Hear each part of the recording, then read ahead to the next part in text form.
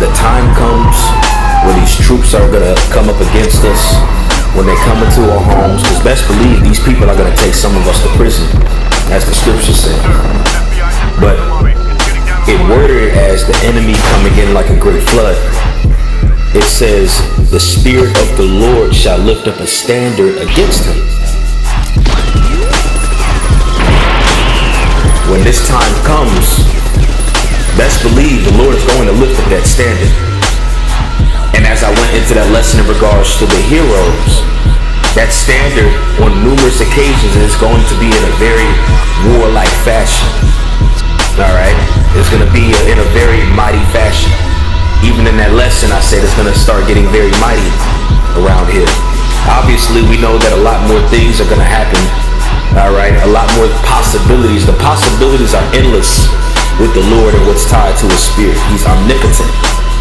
So this variation of the spirit I want to go into, like I did in my previous lesson in regards to the heroes, is going to be tied to part of that standard is going to be tied to superhuman abilities, spiritual power. When you read this word spirit here in the Hebrew, it's Raha. And when you go into all these different definitions, it says so many things, but one that stands out majorly in these definitions, it says, when you look at one of the definitions, it says imparting warlike energy and executive and administrative power.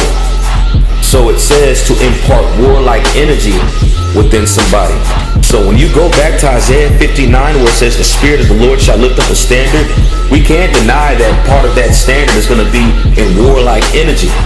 Men increasing in the spirit, mighty things happening, only things that you see on the movies and the shows and such, only things you see on animes and such. This is the type of standard that's going to be lifted. All right? Because when that standard's lifted, I mean, be prepared when it happens. The Lord is going to use his men in very major ways. My people shall be willing in the day of thy power, in the beauties of holiness from the womb of the morning. Thou hast the dew of thy youth. Behold, I give unto you power to tread on serpents and scorpions and over all the power of the enemy, and nothing shall by any means hurt you. Notwithstanding, in this rejoice not, that the spirits are subject unto you, but rather rejoice, because your names are written in heaven.